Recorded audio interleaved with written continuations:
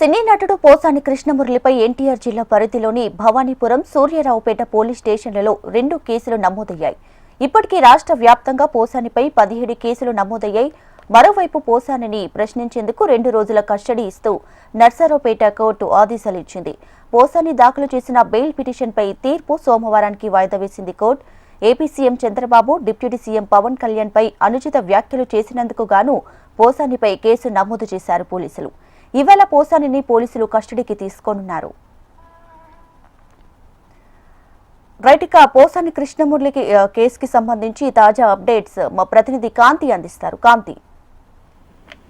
దీపిక, పోసాని కృష్ణమురళి పైన మరో కొత్త కేసు నమోదైంది. ఈ కేసుకు సంబంధించి సినీ నటుడు పోసాని కృష్ణమురళి టీడీపీ అధినేత సీఎం చంద్రబాబు నాయుడు పైన అనుచిత వ్యాఖ్యలు చేసిన దానికి సంబంధించి విజయవాడలోని భవానీపురం పోలీస్ స్టేషన్ లో ఒక కేసు, అలాగే సూర్యారావుపేట పోలీస్ స్టేషన్ లో ఒక కేసు నమోదైంది. అయితే పోసాని కృష్ణమురళికి కేసులో కర్నూలు జిల్లా జైలు నుంచి ప్రస్తుతం భవానీపురం పోలీస్ స్టేషన్ కు పోసాని కృష్ణమురళిని తరలిస్తున్నారు. అర్ధరాత్రి నర్సరావుపేట పోలీసులు కస్టడీ పిటిషన్ ఏదైతే ఉందో ఆ పిటిషన్ ను రద్దు చేయడంతో భవానీపురం పోలీసులు కర్నూలు జిల్లా నుండి హైదరాబాద్ మీదుగా తిరిగి మళ్ళీ భవానీపురంకి తరలిస్తారనే సమాచారం ఉంది. అయితే పీటీ వారెంట్ లో భాగంగా భవానీపురం పోలీసులు కర్నూలు జిల్లా జైలు నుండి కోర్టు ముందు హాజరుపరిచే అవకాశం కూడా కనిపిస్తా ఉంది. అయితే ఎట్నుంచి ఎలా తీసుకెళ్తారు అనే విషయానికి సంబంధించినటువంటి క్లారిటీ అయితే ఇంకా రావాల్సి ఉంది. అయితే భవానీపురం పోలీస్ స్టేషన్ లో కీలకమైన కేసు కావడంతో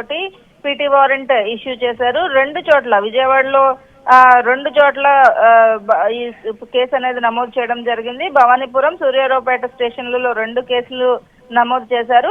జనసేన పార్టీలో యాక్టివిస్ట్ గా ఉన్నటువంటి బాడద శంకర్ ఇచ్చినటువంటి కంప్లైంట్ ఆధారంగా చేసుకుని పోలీసులు ఈ కేసుని నమోదు చేయడం జరిగింది. అయితే పోలీసులు ఏదైతే కస్టడీకి నర్సరావుపేట పోలీసులకు ఇచ్చినటువంటి కస్టడీ ఏదైతే కోర్టు రద్దు చేసిందో దానికి సంబంధించినటువంటి వరకు కూడా ఈ శని ఆదివారాల్లో పోలీసులు విచారిస్తారని అనుకున్నారు. అయితే ఈ రోజు కొత్తగా భవానీపురం పోలీస్ స్టేషన్ లో నమోదైనటువంటి కేసు తోటి అటు కర్నూలు జిల్లా నుంచి హైదరాబాద్ తీసుకుని వెళ్లి తిరిగి ఇక్కడికి తీసుకువస్తారు అనే సమాచారం అయితే ప్రస్తుతం అందుతోంది. అయితే భవానీపురం పోలీస్ స్టేషన్ నుంచి పోలీసులు వెళ్లి అదుపులోకి తీసుకునే అవకాశం కూడా ఉంది.